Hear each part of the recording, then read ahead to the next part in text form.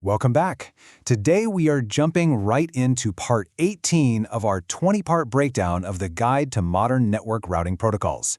We've covered a ton of ground so far in this explainer series, but chapter 18 hones in on something really specific and honestly incredibly powerful: understanding ISIS. Let's get right to it.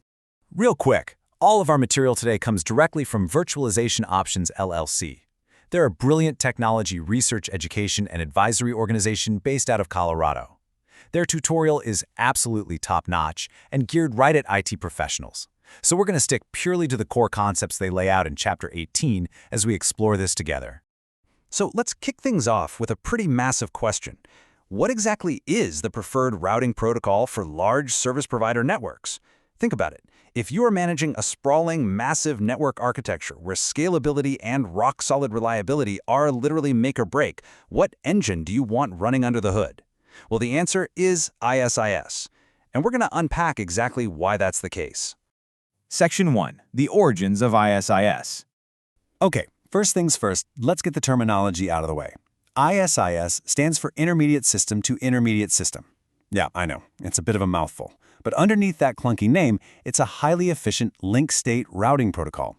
And if you're in IT infrastructure, just hearing link-state already tells you a whole lot about how this thing behaves and calculates routes. If we look at its timeline, the history here is actually super fascinating, because ISIS, it wasn't even originally built for the internet protocol we use today. Crazy, right? It was initially defined in a standard called ISO 10549, specifically for OSI networks. But as IP routing kind of took over the world, the protocol had to adapt. So it was extended via RFC 1195 to fully support IP routing. Fast forward to today, and it sits as the absolute preferred interior gateway protocol, or IGP, for massive service provider networks. Talk about an evolution. Section 2. How ISIS works. Let's look under the hood. This highly technical process really breaks down into 4 logical steps. First, ISIS routers build a complete full topology map of the network. It's kind of like a giant puzzle. To build that puzzle, step 2 happens. They exchange what are called Link-State PDUs, or LSPs. Once all that information is shared across the network, step 3 kicks in. The router runs Dijkstra's shortest path first algorithm. And finally, step 4, it uses all that math to compute the absolute shortest path tree to its destinations. It is elegant, it's highly mathematical, and it is incredibly fast. Now, I want you to really notice the emphasis on the word identical here. While every single router in an ISIS environment computes its own shortest path tree independently, they are definitely not doing it in a vacuum. Every single router operating at the same level builds a perfectly identical link-state database, or LSDB. They literally all start from the exact same single source of truth before making their independent calculations. That shared database, that's the bedrock of network stability. Section 3. ISIS compared to OSPF.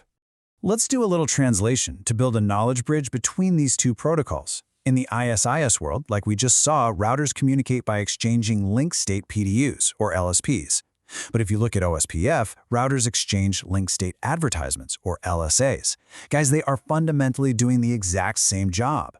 So the really cool thing here is, if you already understand how LSAs and OSPF spread through a network to update topology changes, you literally already understand exactly how LSPs work in ISIS. It's the same concept. And when you compare their core mechanics side by side, it's pretty wild. Their engines are nearly identical. Both are link-state protocols. Both require the routers to build a full topological map of the network, and both of them crunch the numbers using Dijkstra's shortest path first algorithm. They basically share the exact same heartbeat. So let's bring it all back to your daily IT operations. It leaves us with one final, pretty important question. Is your network actually large enough to require ISIS? We know from the source material that it's the absolute preferred choice for huge service provider networks, mainly because its scalability is just off the charts.